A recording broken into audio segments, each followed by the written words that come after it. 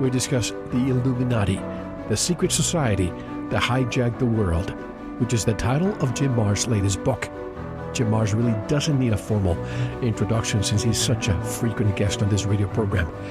So directly from somewhere in the Lone Star State of Texas, here's award-winning journalist and author, Jim Marrs. Hello, Jim, and welcome back to Veritas. How are you? Howdy, Mel. It's always a pleasure to be with you. It's always a privilege for me, and I'm so glad that you wrote yet another book. Excellent. I mean, there's some stuff there that I didn't expect to see, but you've written another great book now. Congratulations. About 20 years ago or so, I remember reading a book that had nothing to do with conspiracies. It was actually a very innocent personal finance book by Robert Kiyosaki. I'm sure a lot of our listeners read Rich Dad, Poor Dad. He actually described the Illuminati in that book. What is your definition of the Illuminati, Jim? Well, it has changed and probably will continue to change. But what surprised me is once I got into researching the Illuminati is that I've heard all the conspiracy theories and the claims, they're behind everything. You can't get a plumber on the weekend. It's because of the Illuminati, And there's always, and I thought, well, that's hyperbole. That's just, they're blowing stuff out of proportion. Yeah. They don't really understand that the world is just kind of a messy place and stuff happens, blah, blah, blah. But I got to tell you, Mel, after more than a year of investigating and based on 50 years of research, yes, there really are a handful of people, if they are people, and that's another whole issue, who are trying to rule the world. And they do it, they started off thousands of years ago. This is nothing new. This goes all the way back to probably the first global civilization, which some people refer to as Atlantis. But we don't know much about that, so we'll let that go. We'll bring it forward to the Sumerian civilization, the civilization that arose in Sumer, Sumer, which was located between the Tigris and Euphrates rivers over in the Middle East, and today is one of the few places on the world that we can't just freely travel to, and that's Iraq. Okay, and in Iraq, for thousands of years, nobody even knew about the Sumerians, and yet in the mid-1800s, they began to investigate these strange mounds of rubble in Iraq, and they discovered an entire civilization there. And as they have now put it together, it shows that this was an incredibly technologically advanced civilization that far exceeds anything we thought of at that time period. Predates the Egyptians by a few thousand years. And in fact, the Egyptian civilization, I know when I was a kid, we were kind of taught in school that the Egyptian civilization was the world's first greatest civilization, but it turns out it was simply a degraded version of the Sumerian civilization. And where'd it come from? Well, we actually were told that. We're told that in the Bible. It came from Abraham. Okay, whose original name was Abram, or the wise one, the knowledgeable one, and he came from Ur of Chaldea. Well, Chaldea was just a biblical name for Mesopotamia, Iraq, and Ur was one of the major cities of the Sumerian civilization, and they had such an advanced knowledge of astronomy and of agriculture and of political government, language, mathematics, that it's absolutely incredible. In fact, we're still using their mathematical system based on the basic 60 number, and we're still using what they found in their astronomy.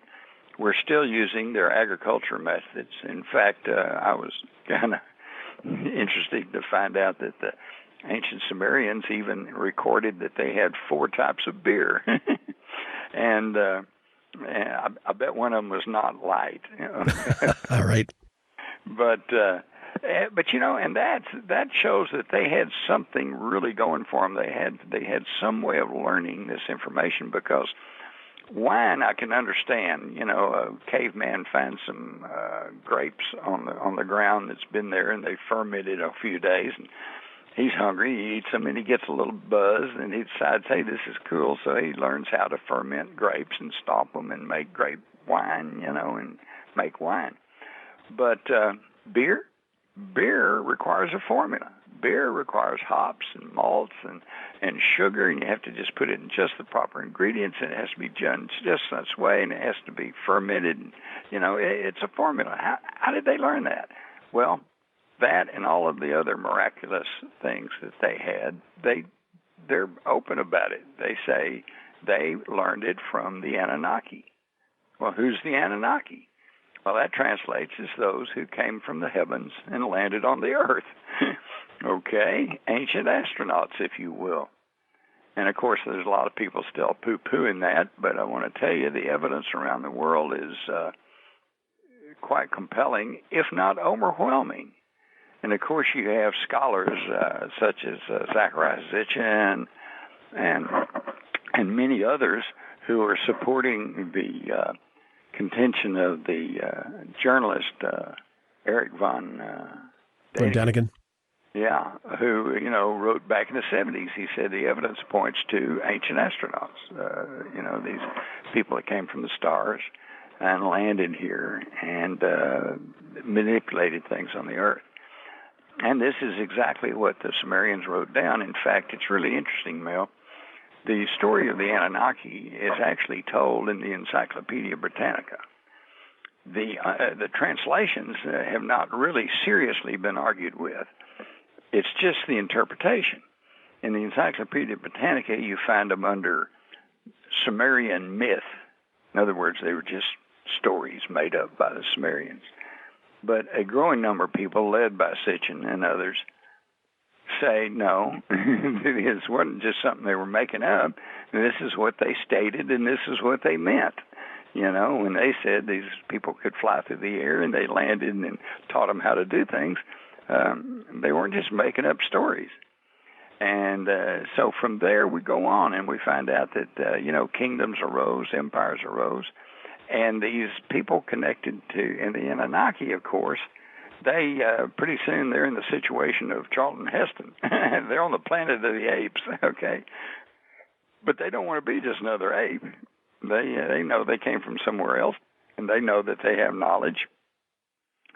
So there's a whole story there of how they tweaked the DNA of Earth primitives, and that's why there's no missing link between Neanderthal and Cro-Magnon, because they had their DNA tampered with.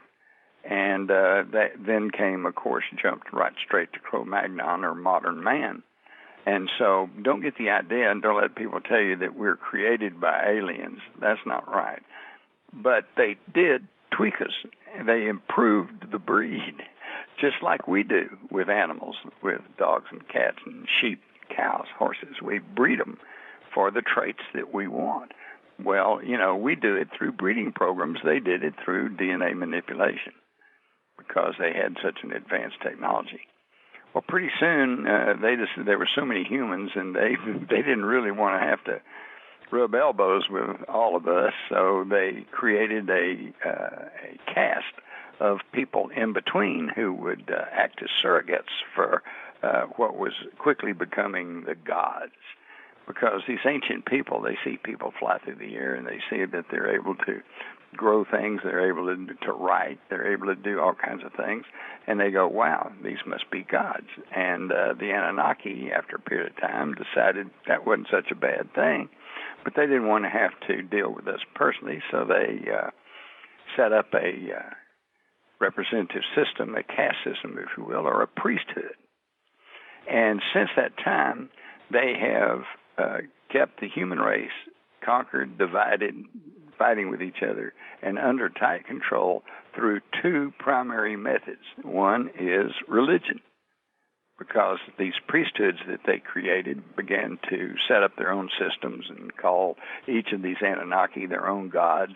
And then finally they got to where they said, okay, it's only one God, but it's always an amalgamation of all the other gods. And of course, throughout history, we've learned about the gods, the Roman gods, the Greek gods. And what's really fascinating is that once you get past the name changes, the characteristics of these gods were so similar as to probably be identifications of the same entity, the same person. For example, in the Sumerian, the Anunnaki who was put in charge of this planet, of the Earth, was Enlil. Well, in the Egyptian mythology, it's Set. In Greek, it's Zeus. And in the Roman, it's Jupiter. But they both fit the same characteristics. So they probably could be the very same person. His rival in the Sumerian was Marduk. In Egyptian, it's Horus. In the Greek, it's Ares. And in the Roman, it's Mars. And so just the names changed, but the characteristics didn't. And I think all this refers back to these spacefarers, the Anunnaki. Now, this was a secret that was passed along through the priesthood. They knew it. They didn't tell everybody else about it because, after all, they represented God. God told me to tell you, here's how you're going to live, and here's how much you're going to contribute to the church, And it became a money-making and power-wielding institution, and they didn't want to give that up. By the way, I think you'll find this interesting. I sure did. The original Greek sky gods were called the Titans, and most people know that. But what they don't know is in the Sumerian cuneiform tablets, the word for those who live in the heavens is Titan. So see how it all moves right along, and it's all internally consistent. Well, so where did the knowledge of all this go? Well, it fell away from the average people. Only the priesthoods held it. Even within the priesthoods, they held their knowledge of these sky gods and of their technologies, held it very close. And as the priesthoods began to split up, they became different secret societies. And we find that there was a pretty good variety of them. And some of these we know, some of them we don't even know. But this information, this knowledge of the ancient astronauts, was passed down through such organizations as the Rosh Hashanah, the Assassins, where the word assassin comes from, the Jewish Kabbalah, the Essenes that apparently Jesus was connected to, because in the Bible, which has been heavily edited, he criticizes and lambasts the Pharisees and the Sadducees, the two major Jewish religious hierarchies at that time, but it's suspiciously, devoid of any criticism of the Essenes, which has led a lot of people to believe that he must have been one. We got the mystery schools of Egypt and Greece. We've got the Rosicrucians, and of course, this knowledge was eventually passed down to the legendary Knights Templars. And the Knights Templars brought it back to Europe. And from then on, it's just been, one religion after another and one schism after another. The Universal Church, or the Catholic Church, broke into Catholicism and the Christianity. Yeah, and then what we find is really interesting because, and it's always money, and money has been connected to the church all the way back, because the priesthood found out that they could get rich in telling people, you got to give some money to the church. And plus, they became very powerful because the Catholic Church, once they got created there in Rome and had the Roman Empire behind them, in every little village there was a priest, and you went and you confessed to the priest. So it was a modern-day NSA. They knew everything about everybody. Right. Okay. Plus, they loaned money and gave their blessings to the rich and powerful and to the royalty. And so basically it was the church during the Middle Ages that controlled everything. and always money and wealth was tied inextricably with the church. In fact, if you think about it, the Prince of Peace, Jesus, who always preached "turn the other cheek," the one time he got pretty vicious, it was bankers. When he threw but it was the money changers, the bankers. And if you'll think about it, Mel, were they in a bank somewhere? No, they were in the temple. Okay, so it's religion and money tied together. Manly P. Hall was a high-ranking Mason and a philosopher, and had studied a great deal of this, and he pretty well laid it out. He says in a pamphlet called What the Ancient Wisdom Expects of Its Disciples, he says, in the remote past, the gods walked with men. Now, he's calling them gods. The evidence points to extraterrestrials, but it's just a matter of semantics, whatever you want to call them. They chose from among the sons of men the wisest and the truest, and these they labored with, preparing them to carry on the work of the gods after the spiritual hierarchies themselves had withdrawn into the invisible worlds. And with these specially ordained and illumined sons, they left the keys of their great wisdom. These illumined ones founded what we know as the ancient mysteries. Okay? And as I said, these ancient mysteries split, and what they knew was that knowledge was all split and scattered among these secret societies. So now there's just, as you see, if you've gone through my book, there's so much there. Telling stories about how this came about, how Solomon's treasure was recovered by the Nazis, how the medieval alchemists were actually onto it. They knew there was something about transmuting gold, about the white powder of gold. And monatomic gold?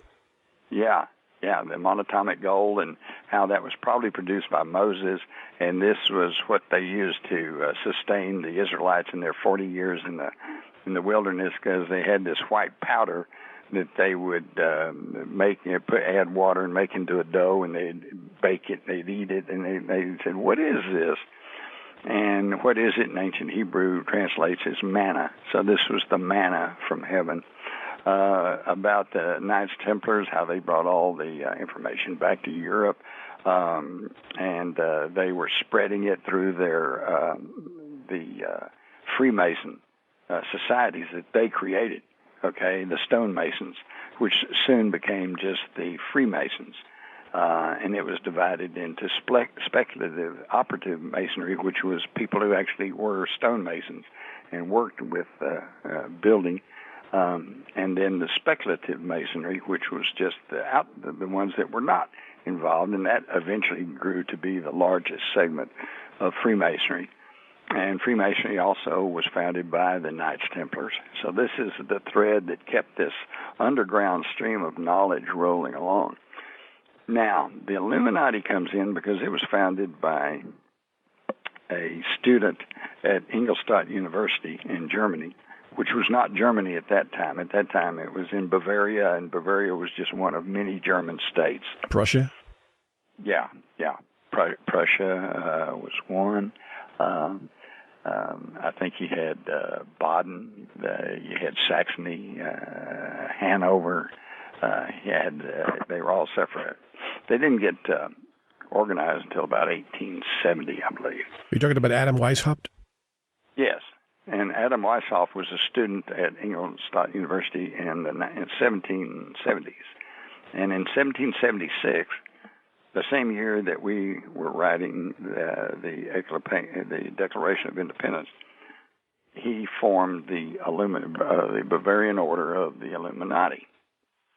And so that's where the Illuminati got started.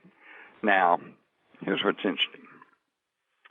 They did not start off to be overthrow the government institution. What they were a bunch of college guys, and to include some professors who were forward-thinking, progressives, we'd call them today. And interestingly enough, they smoked marijuana. They had little parties where they invited women. They weren't opposed to the opposite sex. and they had a think talk sessions. We call them bull sessions back in college. In college, if you're in a dorm particularly, and school's out, you've done your homework, and you're not ready to go to sleep, so you sit around and you have these sessions. You talk about the world, you talk about, the life in general, and spiritual matters, things that happen, and, what's going on, why are we here, where are we going? And they finally decided that the biggest problems in the whole human race was religion and money, okay, and primarily the royalty, the fact that the kings and the queens were running everything, central authority, and that religion, the Jesuits, who at that time were pretty much in charge of Bavaria, and what they said went. If you wrote something or said something they didn't like, you could get in big trouble. And we're kind of drifting back into that same kind of thing today. And so they said, we need to do away with this. We need to shatter these old structures of religion and of power. And we need to bring out the best of the individual. Everyone should be free. Everyone should be foreign free. They should have equal and inalienable and inherent rights. And if that sounds familiar, that's because George Washington and Thomas Jefferson, Benjamin Franklin, John Adams, they all knew about this Illuminati, and they knew about these ideals because they had been pushed through during the Age of Enlightenment that we were coming into the latter stages of. And in fact, there are those who claim that Thomas Jefferson and Franklin and John Adams were members of the Illuminati. And so it was just a group that decided they wanted freedom for the individual. And all this sounds real good, but just unfortunately, like so many isms, and when I say ism, because this is what I call what they were practicing, whether they were an actual, like Thomas Jefferson, whether he was actually a card-carrying member of the Bavarian Illuminati is open to question, but there's no question in his writings that he adhered to their philosophies, which I call Illuminism, okay? And Illuminism is just like every other ism, communism, capitalism, feminism, you name it. And it generally starts off with the best of intentions and the best of goals, but then it falls under the sway of the greedy and the powerful and the ambitious, and the first thing you know, it just, we see this in the French Revolution, we see this in the Russian Revolution, and that's the other thing. When you go back and you track it back, you find that at the start, the beginning, the cause of the American Revolution, the French Revolution, the Communist Revolution, the National Socialist Revolution in Germany, the Nazis, they all were created by people who had been indoctrinated with Illuminism. So it was the Illuminati who was behind all of this. And they're behind what's going on today because there are so many people of what some people would term the New World Order that are practicing Illuminism. Dick Cheney and Hillary Clinton. Now, everybody would think, well, they're on opposite sides of the political spectrum, and in many ways they are. But they both practice Illuminism because Illuminism's basic tenet is the end justifies the means, which means you can pretend to be anything, anybody. In fact, there are notes from the Illuminati to their members saying, if you're Jewish and tell everybody you're a Christian. If you're a Christian, you want to be a Jewish, tell everybody you're Jewish. In other words, you can lie about anything. You can lie, steal, cheat, even kill if it's justified by your goal, by what you want to do. And that's what these people do, and that's what we see in operation today. Inherently, individually, they may not be bad, evil people, but they practice Illuminism. And that has caused so much problem, and it is behind all of the wars that we've seen over the past few hundred years. And it all ties back to money, and the money got started because as the Illuminati in Bavaria grew and in numbers and in belief by so many people. Well, of course, this threatened the authority of the state, and so it was outlawed. Well, once it was outlawed, what are they going to do? They're going to just fold up and go home? No. They rolled themselves into Freemasonry, and they created the Order of Strict Observance. And the Freemasons, many of whom were already disposed towards individual liberty and freedom and the ideals of the Age of Enlightenment, they bought into it. And pretty soon, it was the Illuminati that were behind much of the push of the Freemasonic orders, particularly in Europe. Now, in England, in the United States, we had a little respite because in about 1830 or so, there was a Mason called Captain Morgan who decided that he thought the Masons were being guided by other than noble principles and that they were being controlled by entities that he didn't think were Christian. And so he was going to write a book revealing all of the Masonic secrets. Well, he and his publisher disappeared. Yeah. His publisher finally came back, but couldn't say much about what had happened. But he never showed up again, and so obviously he was murdered. And the word got around that the Masons had done that, because every time his family and his friends would go to the authorities, they found out the authorities were mostly Masons, and that they would all cover for each other, which is part of their secret society. Even judges. Even judges, right on up. And this created such a turmoil that it created the first third party in the United States, the anti-Masonic party. Of course, you don't hear much about that today. But it really dealt a death blow to Freemasonry in the United States, because their thousands of lodges dwindled down to a few hundred, and their membership dwindled down. And it took them the rest of the 19th century to try to regain their status.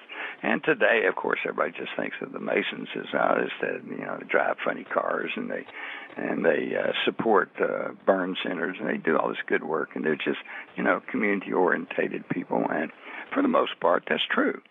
But what people don't understand is that within Freemasonry, there's an outer circle and a tight inner circle.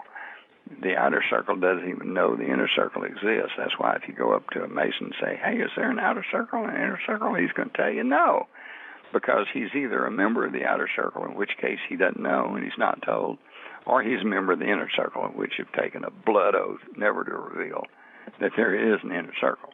The reason we know there is because some of the most high-ranking Masons have admitted to that. Okay, in fact, one of the highest-ranking Masons, General Albert Pike, even admitted that at the very top of the Freemasonry chain are the people who believe not in the Adonai God that most of us do, but in Lucifer, the light bringer, which some people have said is the devil, although I'm not sure they actually mean the devil. But so there's just so much going on there, and it's all behind the scenes. And these are the ones who they say are trying to control the world. Well, can you actually control the world? Well, yes, you can, because in 2011, the Swiss Federal Institute of Technology did a big study of 43,000 multinational corporations and found that they were actually controlled by just a little over 1,000 companies with interlocking ownership. And these 1,000 companies, in turn, are pretty much controlled by about 150 corporations, and these are controlled by 20 banks. And so now that is, and all of this, represents more than 60% of the total worth of everything in the world. Now that is intense, centralized financial control, and this is where the control comes from. Well, let me ask you this, Jim, because you mentioned something interesting about these corporations. I was thinking lately that if they really wanted to change politically, create a new world order and all that, maybe they could have done it earlier. But it seems that they're transitioning from politics to corporatism. And I mean the Trans-Pacific Partnership. I'm talking about NAFTA. I'm talking about all these trades. Are they switching to trade agreements in order to control the world? The short answer is yes. And here's the deal, Mel. Prior to World War II, and at the time the Bavarian Illuminati were active in the late 1700s, like I said, there wasn't even the nation of Germany. There was just a bunch of German states. And so prior to World War II, we had these different states. We had the United States, we had England, we had France and Germany. And within those national boundaries was a financial and religious systems, okay, religion, banking, business, commerce. You know, you can break it all the way down to steel, natural resources. And this is what they started off. This is how they were trying to gain control over there, and they did. The isms, the communism, which grew out of a organization called the League of the Just, which was an Illuminati organization. And they just changed their name to the Communist Party. So the Illuminati created communism in Russia. There were a lot of people who were opposed to that. And they didn't want the Russians to run everything, so they created National Socialism in Germany, put Hitler in charge as a block against the spread of communism. Here's another ism, Nazism, okay? And then when he got out of hand because he wasn't doing business with the international bankers, okay? And the international bankers are the ones who've been manipulating this, but they always did it prior to World War II. Within the systems, within a national boundary, France, England, Germany, whatever.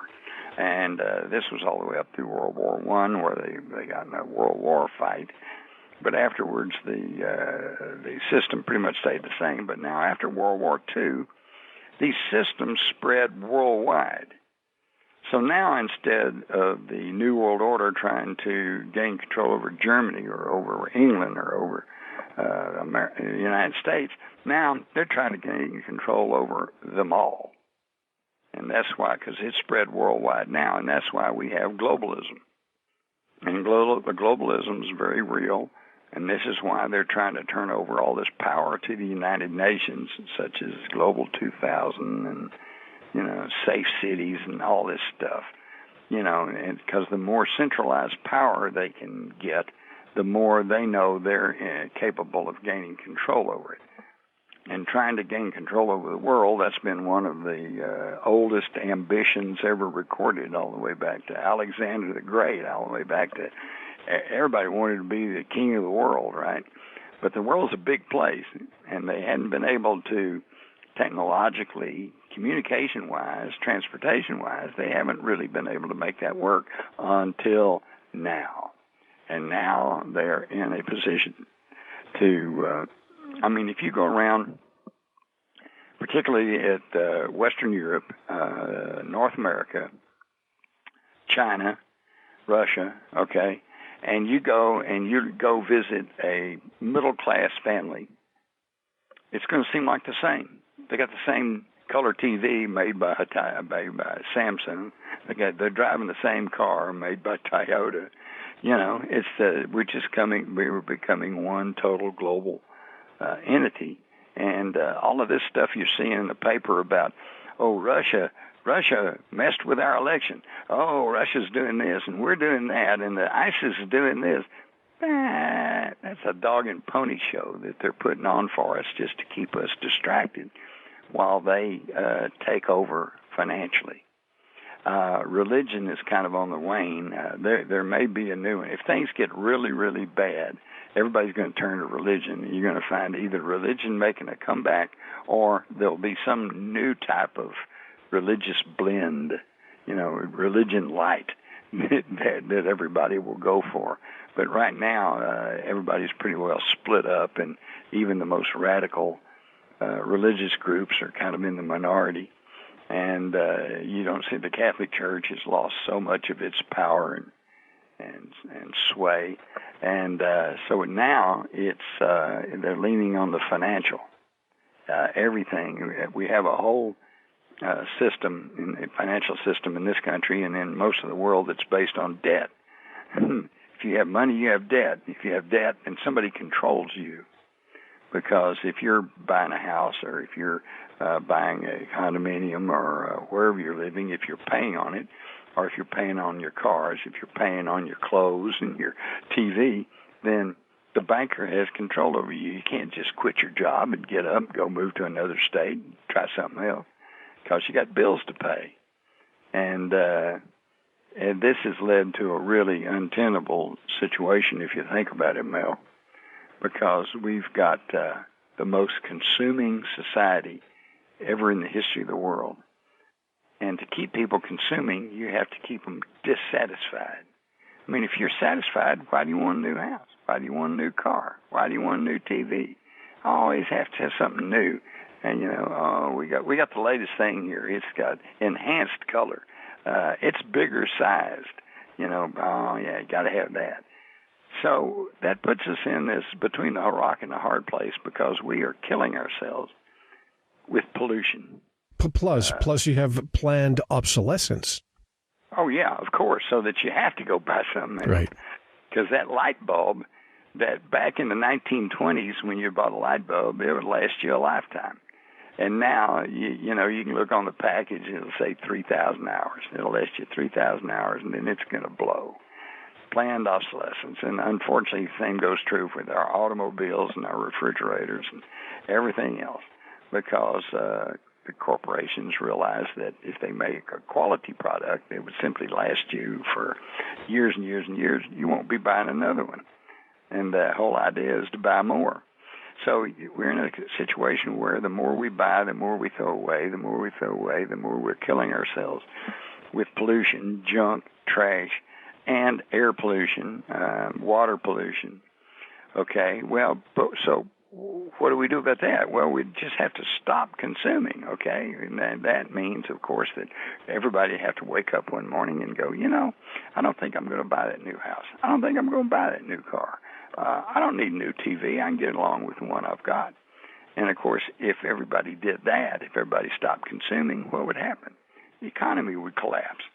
And we would all be doomed. So when I say the rock and the hard place, we're doomed if we keep consuming at rates that we're doing right now. And we're doomed if we stop. What you said about religion, perhaps a one world religion, you probably heard that in the past few months, a lot of high power people, I'm talking about people from religions, people from governments, even what's his name, Buzz Aldrin, they all went to Antarctica.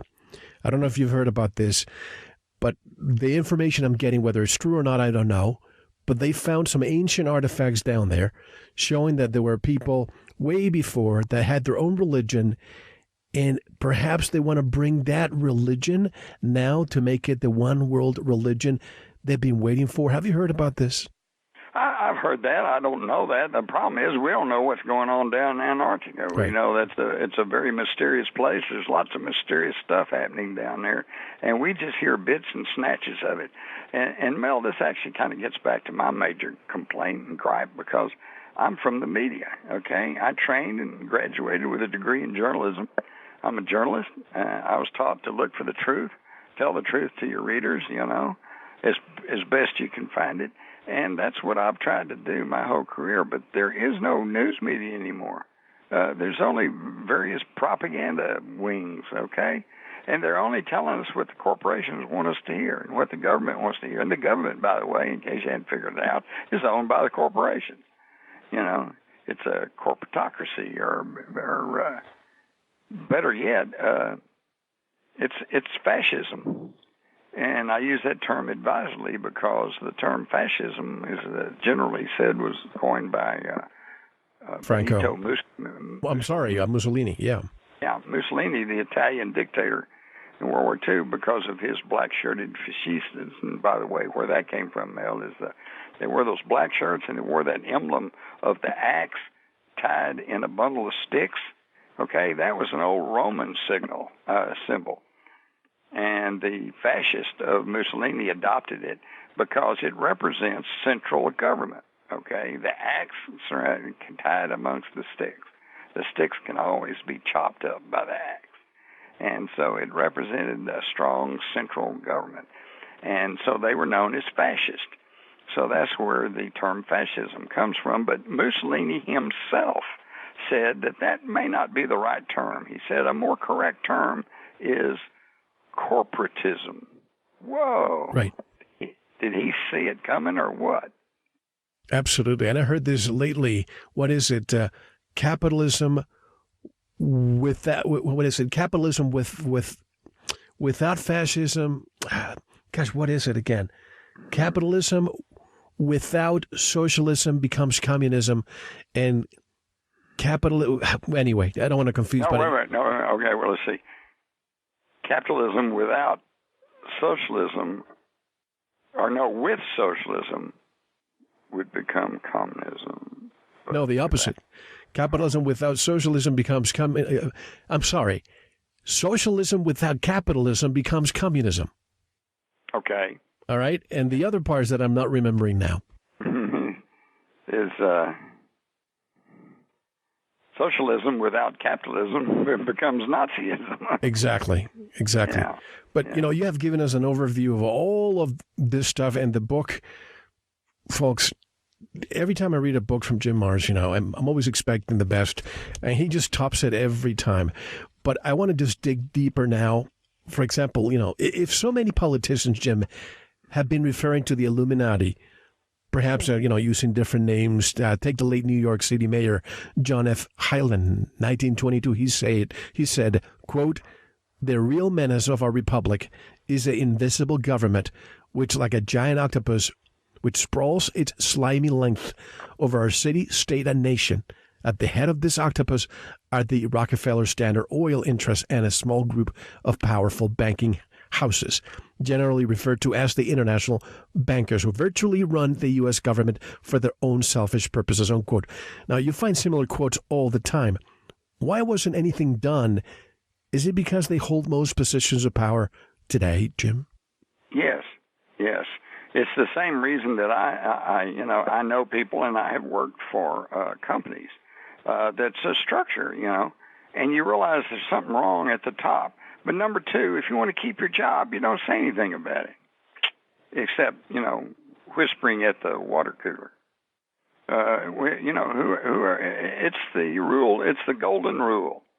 Whoever has the gold makes the rules. And everyone, the higher you go in the political spectrum or the corporate spectrum, the more yes men you find.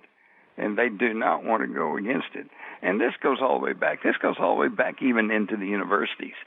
Let's say you want to be you're really fascinated and you want to be a history teacher, okay? So you go to the university and you take the history courses. And I'll tell you one of my own personal experiences. I had a history course in college, and I got a test, and on the test, the professor says, "What do you think are the 4 major causes of World War II?" Well, I wrote down my paper, and I handed it in, and I got it back, and it gave me a D. Okay, I almost flunked it. And I went up and said, "What's with this? Why did you grade me down?" He said, "Well, because," and he starts going into it. And I realized that he had phrased the question wrong. He asked me what I thought was the 4 causes of World War II. What he wanted was what he told me the 4 causes of World War II was. I was simply supposed to repeat back to him what he had said. Well, I'd already done my own studies on World War II, and I had my own ideas about it. So needless to say, I didn't do well in that class. And if I had, if I'd stuck with that and gone on to try to be a fellow or a student teacher in the history department, I probably wouldn't have gotten anywhere, and they wouldn't have, all higher education does is teach you to conform to the current paradigm. And if you're outside that, then you don't go. You drop out. You go somewhere else. You change your major. Okay, and so it starts all the way back there. And by the time you go through Harvard Business School, then you're thoroughly indoctrinated with their view of how everything works. I'll give you another example. I once, way back in the 70s, I was interviewing an energy expert. And at that time, I'd gotten real fascinated with the idea of solar energy because to me, it seemed like that would be the way to go. It does not produce, harmful chemicals and gases and all kinds of pollution. And if the sun goes out, well, we're all in trouble anyway. So, why not go for solar? And so I had this energy expert, and I'm asking him about solar. And first off, he says, well, yeah, very condescendingly, well, that's all fine and good. He said, but solar power, that's 20 years in the future. Well, excuse me, here we are, 20 years in the future, and we still don't have abundant solar energy. It's there, but it's expensive, and only a handful of people can really make the use of it. But then he explains why. And he says, do you realize that it would take the entire state of Arizona covered with solar panels to generate enough power to power the city of Los Angeles? And I'm young and naive, and I go, oh, okay. And I go off and I'm thinking about that. And that's probably true, But then I suddenly think, wait a minute, where's the flaw in his thinking? The flaw is he was taught and educated and could only think in terms of central generation. You got to generate that enough power and then ship it and send it to Los Angeles so you can send a bill to everybody, okay? What if everybody in Los Angeles put solar panels on their roof? Nothing's going to change. It's not going to interfere with their home. And yet they've got their own power in themselves, and they're not going to have to pay the electric company each month. Or wireless energy. I mean, ask Tesla. Exactly. And what happened to Tesla? Exactly. They put him down and exculpated him and then stole all his stuff, and they're still hiding a lot of it away under national security. And the reason for that is because of the power companies. And they have so much power, political power, and because they haven't figured out a way that if they went to solar and you had solar panels on your roof and you didn't pay your electric bill, they hadn't figured out a way to make a cloud come hang over your house. Now let me ask you this: since we're talking about oil, I recently interviewed someone who researched that the Titanic and the Hindenburg disasters were related all because they were a threat to the oil industry. What do you know about that? Well, I think that's absolutely true in the case of the Hindenburg. And the Hindenburg, when the Hindenburg blew up and was captured on newsreels and it just went everywhere and became a major event, that pretty well put the death knell on various alternative forms of energy. And the thing is, if you dig into it, you find out that that was not just that was a conspiracy. The United States refused to, and we say the United States, see, we'd have to dig and find out specifically what individuals are involved, but I would bet you anything that you would find people high-ranking in the oil industry, and they refused to sell helium. We had a huge helium plant just not right here in Texas, but and it was non-combustible. But they refused to sell that to the Germans. The embargo. And embargoed them and made them use hydrogen. Yeah. And hydrogen, by the way, today is making a comeback with just a little bit of tweaking on your car's carburetor. You could run your car on hydrogen, which is not flammable. And is not polluting, it is flammable, but it can be controlled. And we could be using a hydrogen economy, but there again, Hindenburg, everybody thinks hydrogen and think explosion.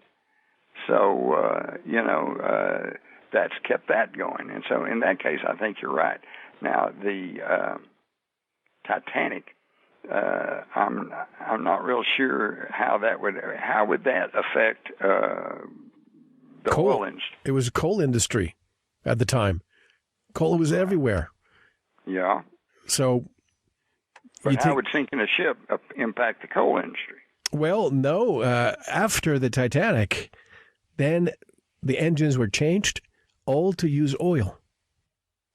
Oh, I see. On the ship. Exactly. The ship burned coal. Yeah, okay, I got it. Exactly.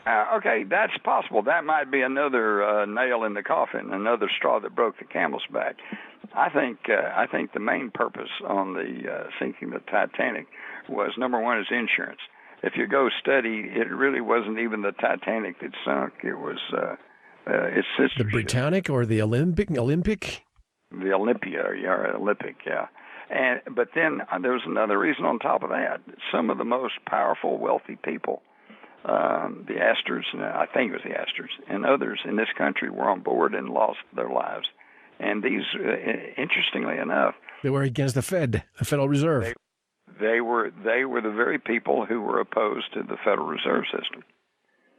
Yeah, I tend to think that was probably the major cause. But then, anytime they can loop things together, I mean, like the Kennedy assassination, it wasn't just that he was going to pull us out of Vietnam. And it wasn't just that he was going to curtail the power of the Federal Reserve System.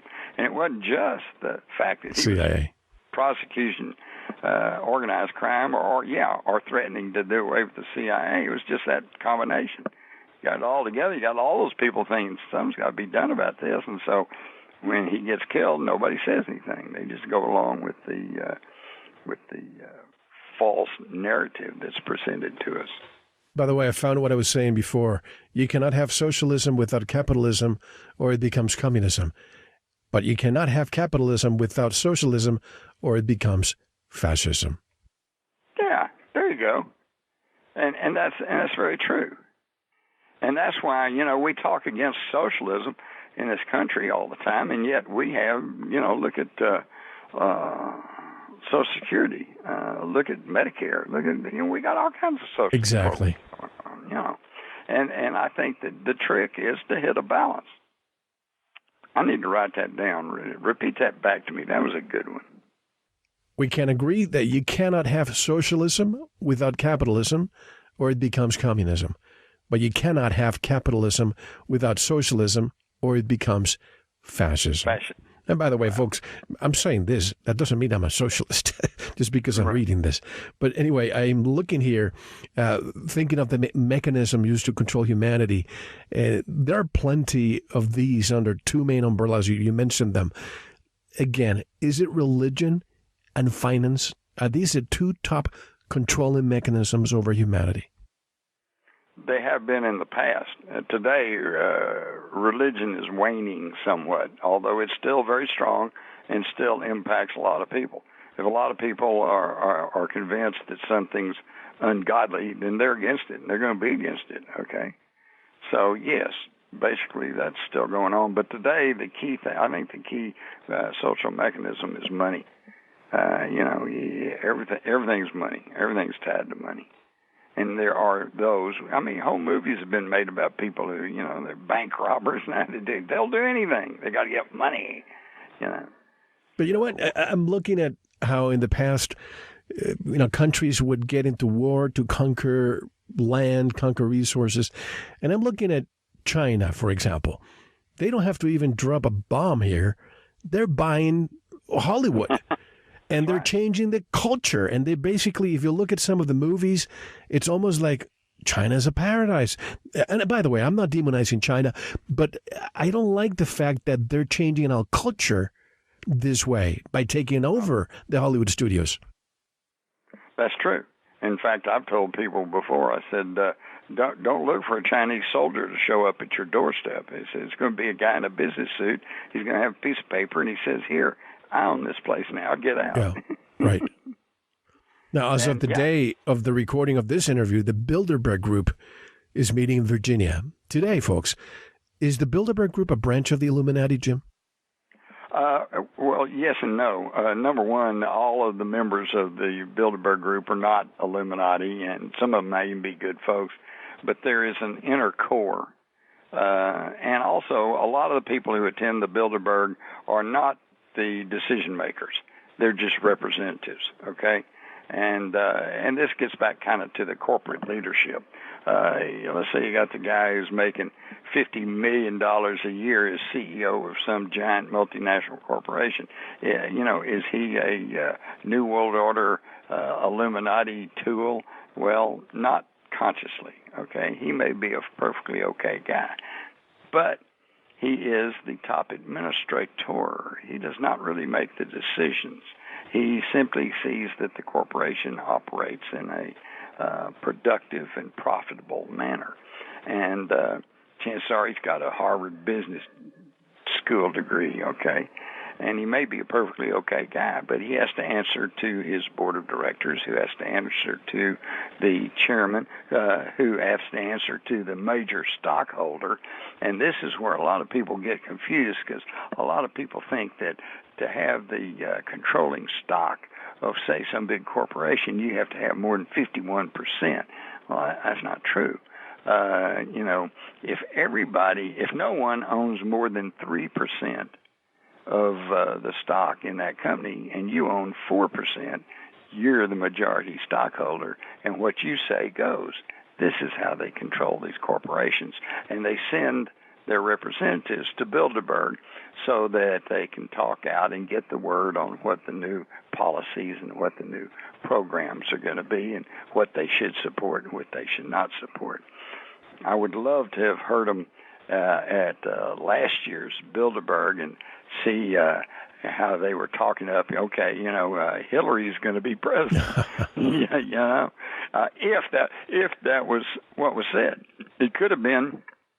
In some of those back rooms, they're going, okay, we're all going to talk up Hillary, but we're going to put Trump in, because he certainly has acted in their behalf in many instances. Well, yeah, I was just thinking about that, because obviously anybody who's going to be selected, even as a candidate, has to be going through the filter of the Illuminati. I have no doubt about that. Exactly. But then again, Trump is reversing some of his standings during the election cycle. At the same time, I see him getting us out of TPP. I see him getting us out of the Paris Agreement, which, by the way, a lot of people are just complaining about that. But to me, that's nothing but a $15 trillion carbon tax. Exactly. And what they want to do is reduce CO2. If we got rid of all the CO2, this world would be a dead planet. No trees. Does nobody understand that trees and plants and us depend on CO2 for life? In fact, I'm already upset about the way here in Texas they're just building and building and building. I don't know where they think everybody's coming from. I guess from California. They're fleeing the state, but and they come in. I see this out here because I'm out in rural Texas. They come out here and they get a nice, pretty patch of land, and the first thing these builders do is go in there and bulldoze all the trees. And then do they chop them all up and let people come and either buy or give them firewood, for the winter? No, they just put them up in big piles and burn them. Now they're polluting the air and they're killing all the trees. What the hell's with that? And that's going on, and plus all the other deprivations against our environment. And now they want to come around and tax us, for CO2, which is life-giving. That's what we have to have. That's what trees and grass thrive on. They are, and we'd all be healthier if there was more CO2. So, see, everything's just topsy-turvy, and the idiots are in charge. And people don't question that. What I just said, no, I know people. Because they watch TV. Yes. They watch TV, and the TV is the biggest mind control mechanism ever devised, and it's all under the control of 5 corporations. Everything you see and hear, and that's not just TV, that's radio, that's except maybe for Mel Veritas. Every year when I talk to you, that number goes down 1, by the way. Yeah, exactly. And they control everything you see and hear. And that's not just news. That's entertainment. That's content. That's movies, records, tapes, discs, whatever they're putting music on these days, and magazines, billboards, you name it. Everything you see and hear is under the control of just a handful of corporations, and they are all owned by interlocking directorships. I was very, very impressed with the fact that you included in the book. Let me just find my notes here. Let's see, where is it? I didn't expect it, but it seems you didn't leave any stone unturned, Jim. You say, quote, on a bizarre note, even today's music scene may be the product of a pre-World War II Nazi Illuminati plan to change music to replace tranquility and harmony with discontent and aggressiveness, unquote. I'm so glad you mentioned this in the book. Can you summarize for those who are listening the transition from 432 hertz to 440 hertz, the concert pitch, the tuning frequency change, and for what reason? Right. Well, without going in a long rigmarole, throughout history, most music has been tuned to a note at what is it? What I put there? 432. It used to be 432. Now it's 440. 432. Okay, and at that tone is a very homogeneous tone, and they use that tone when they're testing plants and stuff. If you play music that's tuned to the 432 hertz tone, the plants tend to lean towards the speaker. You know, they love it and they thrive. Okay, well, they found that if you up it some, you go up to 400 hertz. This is a jarring. Has a jarring effect on life, plant life. Plants that are put in a room with 440, which is, 432 has been throughout history. They've found ancient lutes played in ancient Egypt and places, and they're at 432. But when you go to 440, it produces a kind of a disharmony, and it's very aggressive. And today, most classical music is in 432. But if you go to heavy metal banging or head banging, some forms of rock, not all, but some, that's put it up in the 440 or 400 hertz, which is very discordant and creates disharmony, dissatisfaction, agitation, And the Nazis found out about this in World War, but prior to World War II, and they found that that's why all the Nazis were marching to these big marching bands, and they were playing at the 440, and it got people riled up, and let's go march and let's go conquer the world. It got them into that framework, and it was done by a guy who had developed all this.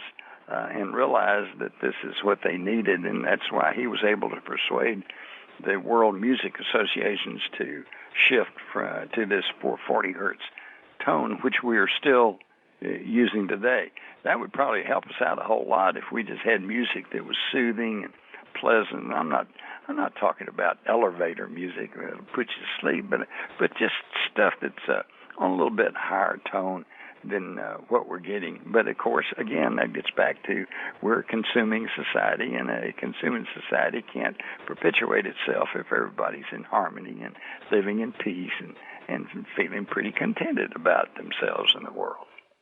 I asked years ago the director of the Tucson Symphony about this, and I asked him, can you tell me what frequency you use for tuning? And he said 440. And he thought that was the only frequency that existed. He didn't. Thought that was it. Yeah, he thought that was it. And then I started looking into this, and now I have a piece of software that I've recommended to my listeners all the time. All the classical music that you listen to these days, it's at 440. Now, if you put, say, a CD or a tape or an 8-track or whatever into this piece of software that I have, now you listen at 432. I mean, you know who Jay Whitener is, right? Yeah. Well, I sent Jay this, and he couldn't believe it. He called me, and he said, Mel, I cried. I actually cried by the feelings that I got from the music now. So right. Obviously, to me, this is beyond being discontent, being uneasy. Dis-ease, stress, all that stuff leads to one thing, sickness. And I think if we all went back to that 432, it would keep us even healthy. Yeah. Hey, now, what do you got? Is it a disc? What does it do? It's a piece of software. I'll send it to you if you want me to.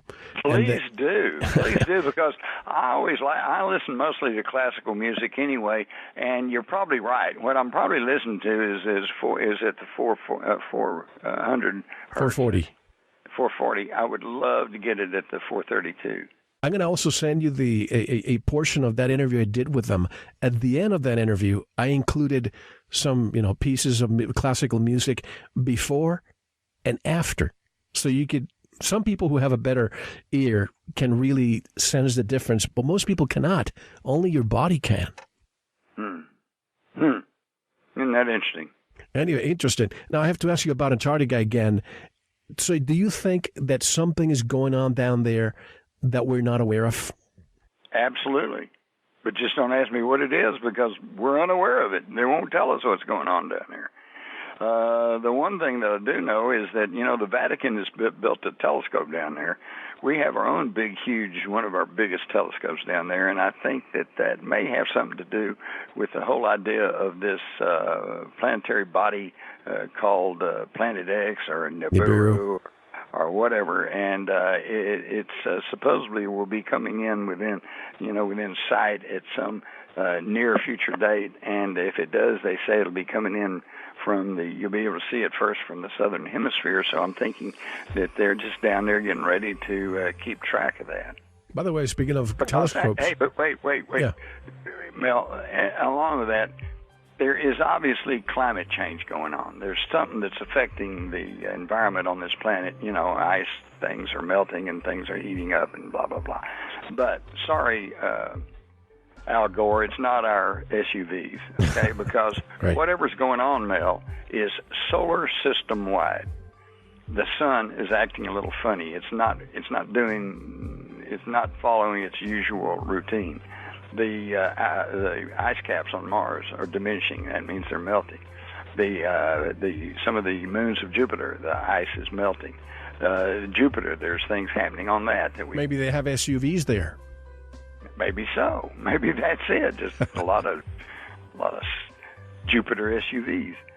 And then the outer planets are becoming more luminescent. So anyway, the point is, whatever is happening, this is solar system wide.